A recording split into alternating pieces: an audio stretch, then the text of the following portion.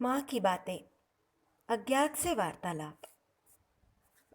मैं नल में हाथ पैर धोकर माँ के पास पूजा गृह में गई। देखा वहां माँ ने दो आसन बिछा रखे हैं। सामने के जल पात्र से गंगा जल लेकर खुद ठाकुर के सामने मुंह करके बैठी। अपनी बाई तरफ के आसन पर मुझे बैठने को कहा। जल पात्र से गंगा जल लेकर माँ ने आचमन किया और मुझसे भी वैसा ही कराया।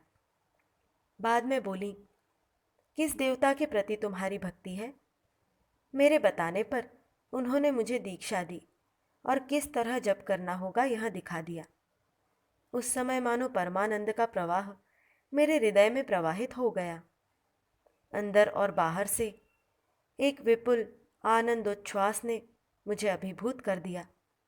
मैं कुछ भी नहीं जानती थी। माँ ने सब सिखा दिया। दीक्षा के बाद माँ ने कहा, दक्षिणा दो। माँ, मैं तो कुछ भी नहीं जानती। आप बता दीजिए कि मैं क्या करूं। मैं तो कुछ भी नहीं लाई हूं।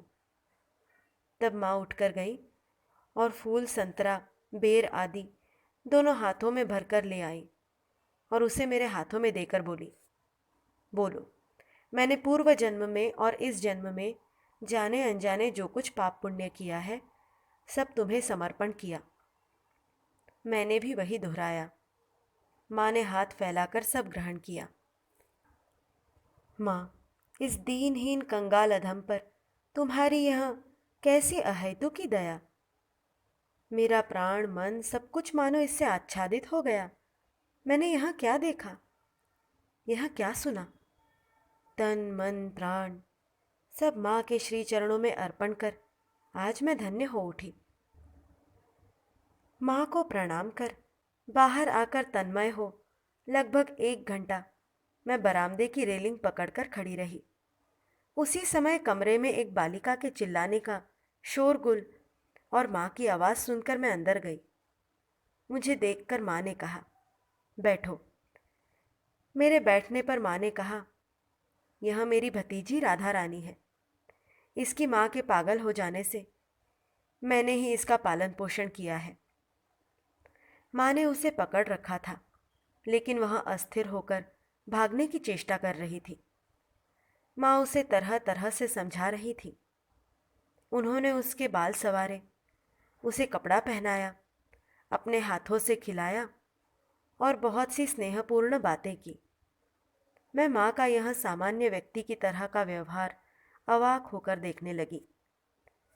उसी समय मुझे गंगा स्नान करने जाने के लिए बुलाया गया तो मैं उठकर चली गई। स्नान के बाद वापस आकर मैंने देखा माँ ठाकुर को भोग दे रही हैं। पूजा घर से निकलकर वह ठाकुर के भोग के कमरे में गई। वहां भोग सजाकर रखा था। बाद में उस कमरे का दरवाज़ा बंद कर हम लोगों के कमरे में आई। कुछ देर बाद महाराज लोग खाने बैठे। गोलाप माँ भोजन परोस रही थी। भोजन समाप्त होने पर महाराज लोग चले गए। ठाकुर के भोग की थाली माँ के लिए बीच वाले कमरे में लाई गई और हम कुछ स्त्रियों और पांचू, 5 वर्ष का एक बालक जो मेरे साथ आया था, पांचू के लिए उसी कमरे में भोजन की व्यवस्था हुई।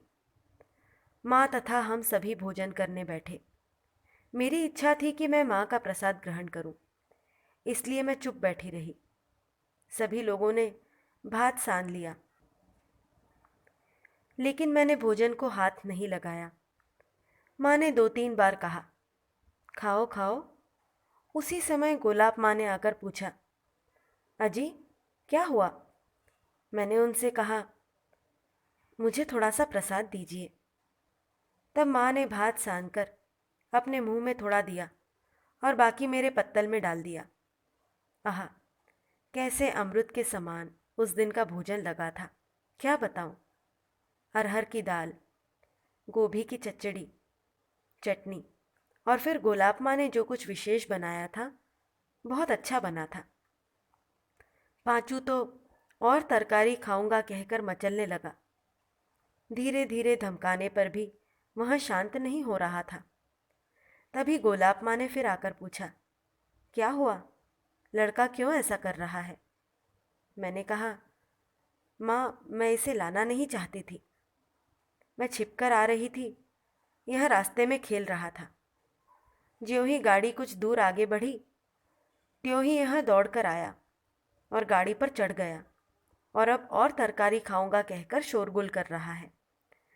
यह बात सुनकर माँ, गोलाब माँ, सभी लोग हंसने लगी।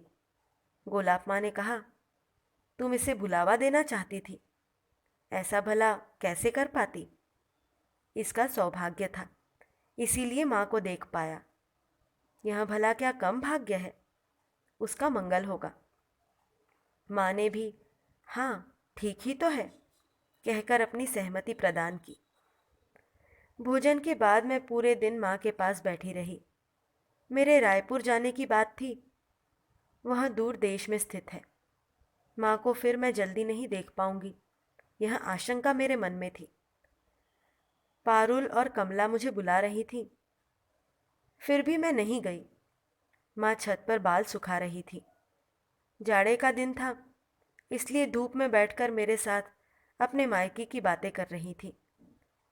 राधु को पाला पोसा, पर वह पागल निकली। बिना खिलाए खाती नहीं, और फिर मेरा शरीर भी ठीक नहीं है बेटी। वात के कारण तकलीफ होती है। इसी बीमारी के इलाज के लिए वाराणसी, वृंदावन गई, लेकिन कुछ भी नहीं हुआ। मैं, आप वाराणसी वृंदावन गई थी? माँ, और क्या बताऊं? इन सब बातों के बाद माँ ने कहा, तुम्हारी अभी इतनी कम उम्र है, तुम अभी बच्ची हो, तुम्हारी अभी दीक्षा लेने की इच्छा क्यों हुई? मैं, क्या जानूं माँ, संसार मुझे अच्छा नहीं लगता। मेरा हृदय मानो संसार नहीं चाहता। हृदय में बड़ी अशांति थी, आज मैंने शांति पाई। और फिर यह संसार भी अनित्य है, 2 दिनों के लिए है। देखती हूँ सब कुछ मिथ्या है, फिर उसमें मन कैसे लगेगा माँ? इसी समय माँ की हम उम्र एक महिला आकर उनके पास बैठी। मैं माँ के खूब पास बैठी थी। माँ की परछाई मेरे शरीर पर पड़ते देखकर उन महिला ने मुझे डांटते हुए कहा, तुम कैसी लड़की हो जी, माँ की परछाई पर बैठी हो? इससे पाप लगेगा, खिसक कर बैठो। मैं यह नहीं जानती थी। माँ तो अपने से भी ज़्यादा अपनी है, इसीलिए एकदम उनके पास में बैठी थी। अब थोड़ी लज्जित होकर खिसक कर बैठी। उन महिला ने माँ से पूछा, यह लड़की कौन है? माँ, इस लड़की ने आज दीक्षा ली है, अत्यंत भक्तिमती लड़की है। माँ की इस बात पर मैं लज्जित हो बगल के कमरे में जहाँ पारुल आदि बातें कर रही थी, वहाँ चली गई। तभी ललित ने आकर कहा, दीदी चलो, गाड़ी तैयार है, दिन ढल गया है। मैं माँ से विदा लेने गई। माँ ने कहा, फिर कब आओगी बेटी? मैं, आप जिस दिन याद करके बुलाएंगी उसी दिन आऊँगी। मुझ में कुछ भी सामर्थ्य नहीं है। माँ, आशीर्वाद दीजिए कि आप मुझे याद रखेंगी। माँ, फिर आना बेटी। मैं कातर नयनों से उनकी ओर देखती रही। उन्होंने 2 बीड़ा पान लाकर मुझे दिया। मैं माँ के चरणों में लुंठित होकर मानो स्वयं को वही छोड़कर केवल शरीर लेकर वापस लौटी। माँ भी अश्रु भरे नेत्रों से सीढ़ी पर आकर खड़ी हो गई। आज मेरा अंदर बाहर परिपूर्ण था। गाड़ी में बैठने पर भी मानो उनकी बातें कानों में गूंज रही थी। माँ ने अपने वचनों की रक्षा स्वयं की। 2 वर्षों बाद रायपुर से लौटकर माँ की बीमारी के समय पुनः मुझे उनका दर्शन मिला था।